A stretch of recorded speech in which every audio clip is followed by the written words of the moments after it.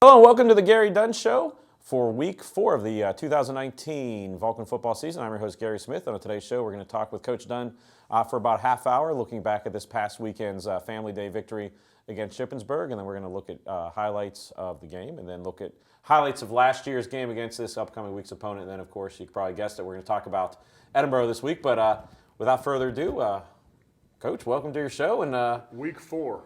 Flying by. It goes way too fast. We were talking this morning at a meeting about homecoming. We're like, oh yeah, it's a month from now. Like, no, it's about 3 weeks. We're midway point of the season almost. That's crazy. Feels like we just got here yesterday. And I can imagine as a coach and a coaching staff that it's got to feel a lot because, I mean, you're basically, your head's not coming above water looking at that calendar until probably December or January. Yeah, like we just talked about, we got into the office Sunday morning and watched the game versus Shippensburg and start working on Edinboro. I mean, it's Groundhog Day. You do the same thing every day, just a different opponent each week. And I tell you what, this past Saturday against Edinboro, I don't know who you talked to get another Chamber of Commerce afternoon up at Adams Stadium. But a beautiful day for college football. Might have been a little warm for everybody, but we can work on that. But just a great effort for your team on Saturday in front of a really good crowd. And I mean, the one thing watching in the truck that I noticed, it was very workmanlike effort. I mean, there was nothing too spectacular, nothing too bad. Just like put your head down and business-like and get the win. How did that feel as a coach to see that effort on Saturday? Yeah, it was good. The thing too that you mentioned was the crowd. What a great crowd we had. We have our pregame meal here in the student center, and obviously a lot of families were here, people on campus stopping us and wishing us luck. And then you get up there and there was people everywhere, so that was good to see. Just good for us to respond. We came off a tough week. And I thought our guys did a good job of putting the work in during the week. We prepared better this week, and that's going to be our message to them today when we meet with them is that we prepared better. We felt like probably our best Monday practice. We came back and we talked about stacking good days. We had a good work Tuesday, we had good work Wednesday, we had a great mental day on Thursday, come up and had a good day Friday, and then you play well. Is it coincidence? I don't think so. So, if our guys understand it's about the process, it's about the week of work, and if you put all your chips in and you work all week, that gives you a better opportunity to play good football on Saturday. And the work definitely paid out for over 50 points again. I was joking with you before, our graphics operator had a hard time keeping up with all the scores, but that's one of the things, at least in the 2 wins so far, there's a metaphor I like from boxing, punches and bunches. It seems like when your team starts scoring, it happens quick. In St. Anselm, I think it was 21 points in like 2 minutes. And Saturday, it seemed like offensive and defensively, there was a point it was 7-0 for a while, then all of a sudden you blink and it's 28-0 going into half. Yeah, a big part of that's our defense creating field position and turnovers. Jimmy Pierce got a pick six, and he's working extremely hard. But when our defense puts our offense in good situations, and then offensively we didn't turn the ball over. I think that's the 2 keys from the 2 games that we played well is we didn't turn the ball over, and we created turnovers. And it might sound like coach speak, but that's kind of the name of the game. I think our defense created four turnovers, if I'm not mistaken, and we didn't turn it over at all. So. That's the recipe to have success. And then, we're able to get some big plays going. Jordan Dandridge had a couple big plays. Tyson Hill had a couple big plays. Nelson had a couple big runs. Those 3 guys were all over 100 yards respectively. So when you're taking care of the football and your defense is creating turnovers, then obviously, it gives you a chance to play well. I tell you what, it's easy to cut highlights after the game because each game so far this year we've had a defensive touchdown, 3 pick sixes, 2 by Lamar McFadden, 1 by Jimmy Pierce. As a coach, I mean, how is that just to know that, your defense can put points on the board just as easy as your offense can? Yeah, it's not about those guys making the big play. It's about making the play in front of them. And I think they're doing a really good job. I think we've got 10 interceptions in 3 weeks right now, so I think they're doing a really good job. You got to give the D-line credit, too. They're working extremely hard to put pressure on the quarterback along with the outside linebackers and really just trying to force guys into making bad decisions and then, take advantage when the play's in front of you. Take advantage of it. And our defense is doing a nice job. That got to continue to work, got to continue to grow. And we're still, we still got a lot of corrections to make. It's week 4, and we're still making some mistakes on both sides of the ball that we need to get corrected here moving forward. Well, on the coaching, you can definitely tell one of the things you and your staff took care of this week. I suppose Kutztown, in Kutztown game, the offensive line had their hands full with Kutztown, but this week I don't think any of the quarterbacks or any of the backfield really, was under any duress at any time. That's a credit to you and your staff and the guys working hard to kind of correct that week to week. Yeah, the O-line did a nice job protecting, did a nice job in the run game, along with our tight ends, and our backs are very involved in our pass protection. We actually free-released our back a lot more this week than we had. We don't typically do that, but was something we thought going into the game against Shippensburg. So a lot of those pass plays, your 5-0 linemen are in there man-on-man, so they got to be able to do it, and they had a nice week. And I tell you what, protecting for Noah Mitchell and the receivers, we saw a couple almost like deja vu plays from last year's game against Shippensburg. The Tyson Hill over the middle, but the line did a good job giving Noah a chance to get that ball out. And then what can we say about having Jordan Dandridge back and healthy this year? Because he's really stretching the field. And that touchdown, you'll see in the highlights, where he get full extension, getting both feet down in the end zone in the third quarter is just a thing of beauty. Yeah, we said deja vu yesterday.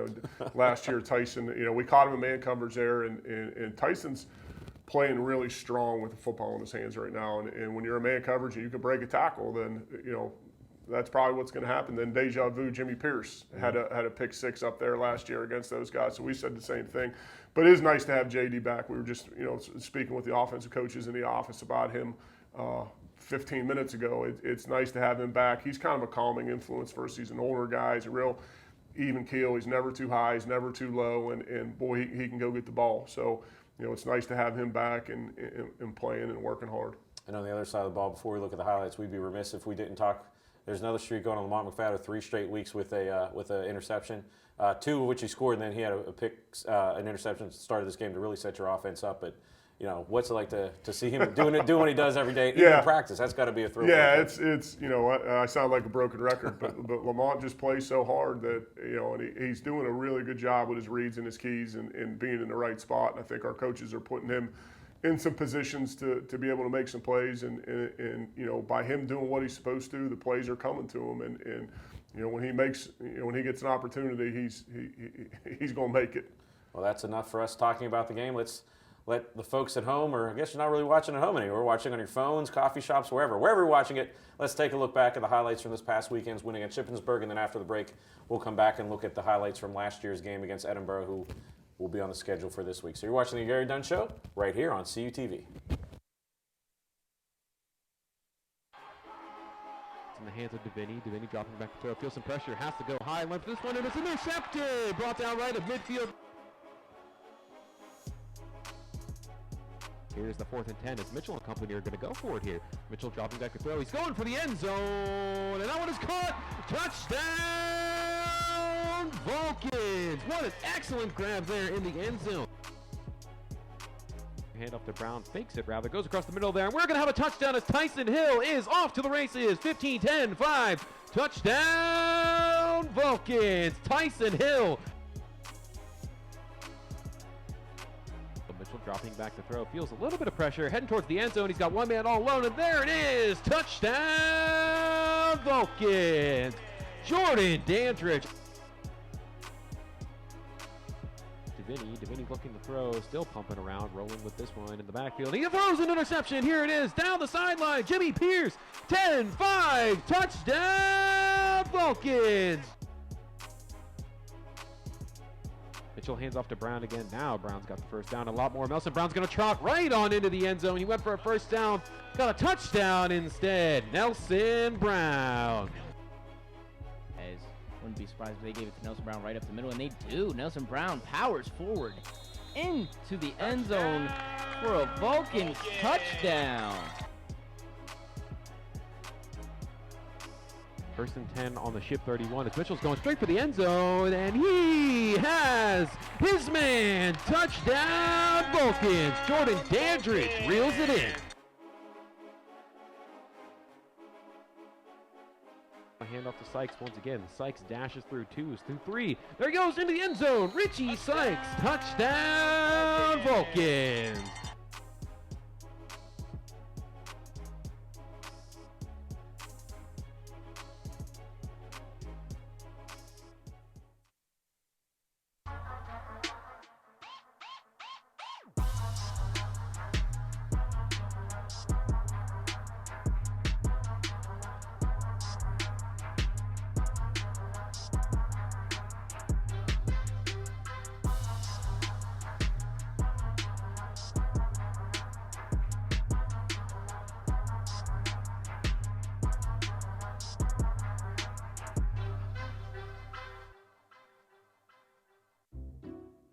I'll never forget the day our landlord called and said, read your lease. No pets allowed. My owner tells him my dog ate the lease, but that didn't work. And now I'm stuck in a shelter. But this pit bull is ready for a new crib.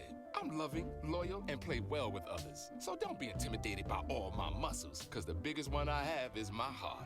That's right, I said it.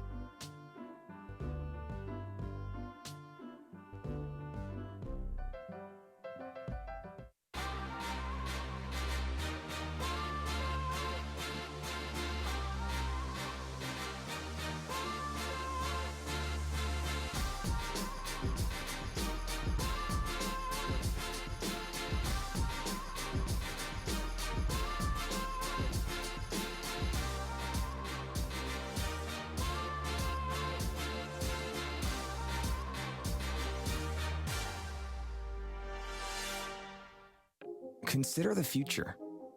Your future. At California University of Pennsylvania, you can build your life your way because we believe in you. We invest in you, empower you to create the future you envision. We give you the tools and teaching so you can rise up and achieve. Don't settle for someone else's vision of you. Build you at CalU. Visit us at calu.edu.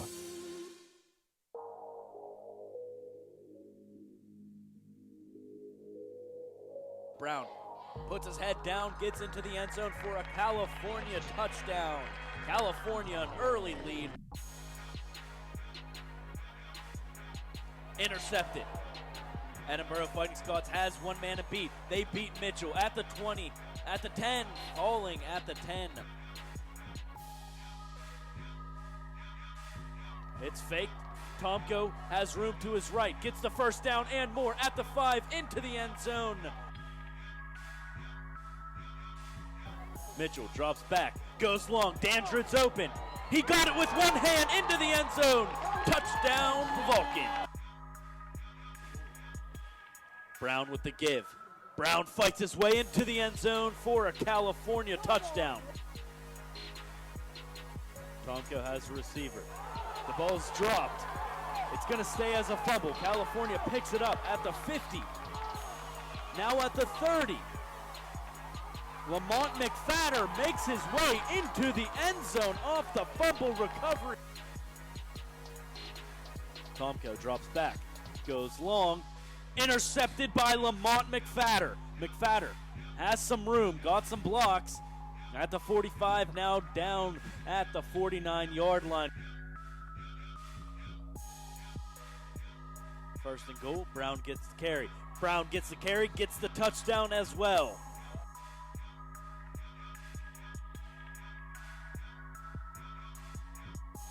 Tomko drops back, intercepted by California. Who else? Who else? Gaelic finds his way through the middle at the 5 into the end zone. Edinboro gets back on the board. Mitchell drops back to throw. Has Tyson Hill. Hill has it. Hill still on his feet into the end zone.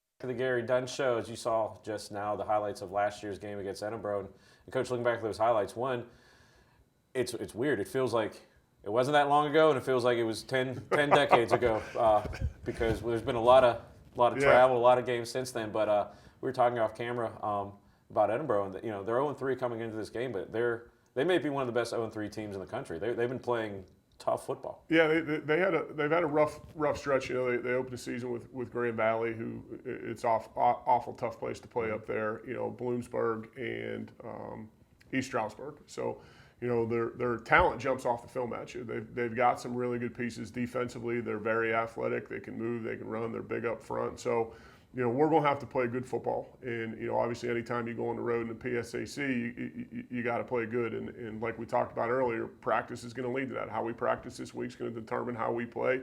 But, obviously Edinboro is looking for their first win, and I'm sure they're going to have a good week. Now, I know in film study, you've seen my film so far.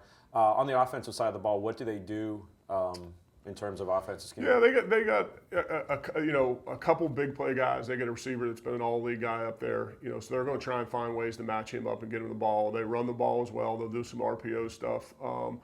Just a basic, not basic, but a college offense. They'll do some RPO stuff. They'll run the ball. They run inside zone, very similar to the way we run inside zone.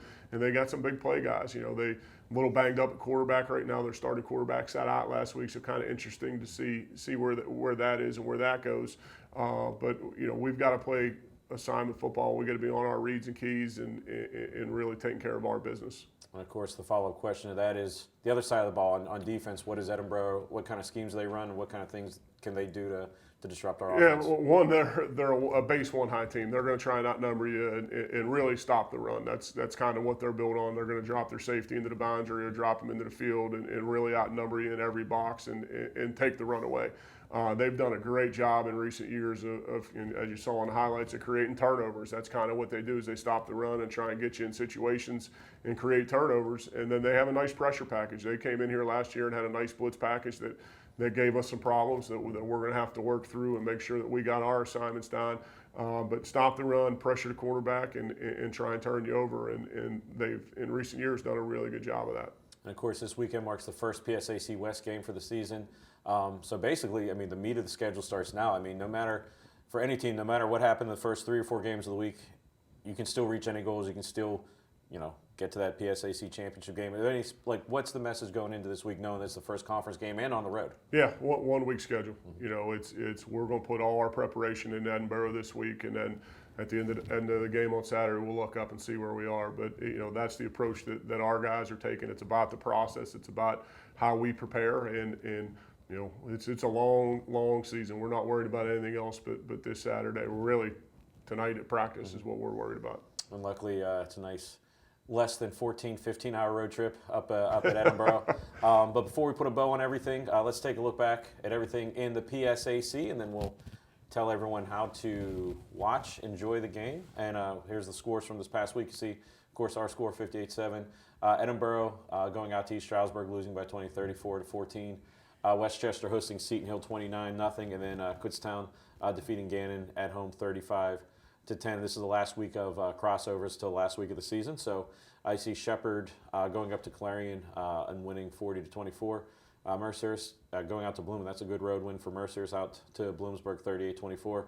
IUP and Lock Haven played. Enough about that. And then Slippery Rock over Millersville 49-0. We'll take a look at where everybody sits record-wise after the non-conference part of the schedule. The West see a couple 3-0s, 2-1, 1-2, 0-2. So once again, the bell curve pretty much holds true. Yep. 3-0, 2-1. That's all there is. Let's look at the East just go. to see what's going on.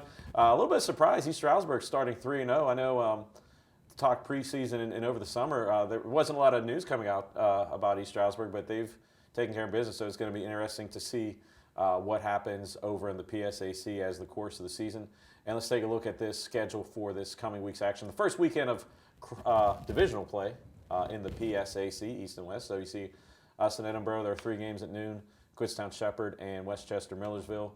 And then a couple 1 o'clock games: Bloomsburg Ship, IUP Mercyhurst, and then Clarion Gannon. And then 2 quote-unquote later games, a 2 and a 3 o'clock game: Slippery Rock, Seton Hill, East Stroudsburg at Lock Haven. So between noon and 6, you have a chance at seeing a lot of good football. Yes. But of course, the game that we want everyone to keep an eye on and watch. Come on up to Edinboro for the noon kickoff. I know, Coach, you get an extra smile on your face when we see a lot of red and black on that sideline. I tell you what, if the St. Anselm trip's any indication, there was a lot of red and black in the crowd that game. So, make your pitch to get people up on I-79. It's an easy trip. Lake Erie at the end of September. What could possibly be better than heading to up, spend some time at the lake, and then come on over to Edinboro for the game?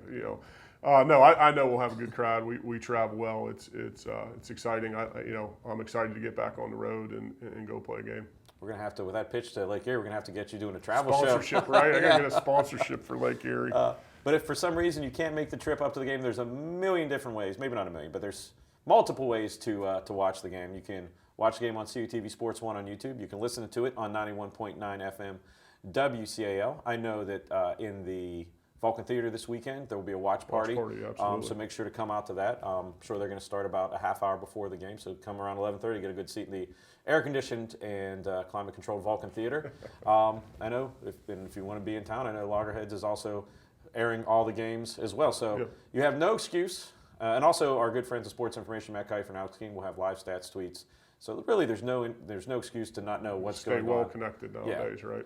But Coach, that's the amazing thing, because we've been seeing on our chats on our YouTube page just a lot of talk, a lot of alums chiming in, talking about the game, a lot of players' families. That's interesting for us to see how big this Vulcan family really is. Yeah, we appreciate it. I know our alumni, when we're on the road and guys can't make it, I'll come into the locker room after a game and grab my phone as I head to the bus, and I'll have 78, 80, 100 text messages about the game, about different plays and things like that. So we appreciate the coverage you guys give us. I think it separates us a little bit, puts us a little bit different than everybody else in the league, and I know our alumni, and we truly appreciate it. It's a pleasure to do. Like I said, it's always fun to go and see an exciting team, and we'll be happy to be there this week. So once again, for Coach Dunn, come on up to Edinboro. Looks like Coach said go see the lake for a little bit and then come down to the game. But if not, Vulcan Theater at noon, CUTV Sports 1 if you're not there, Loggerheads if you're in town. If you're in the car, 91.9 FM. So, Coach, have a fun, safe trip up to Erie, and we'll see you at Edinboro. We'll see you up there. So for Coach Dunn, I'm Gary Smith. You're watching the Gary Dunn Show right here on CUTV.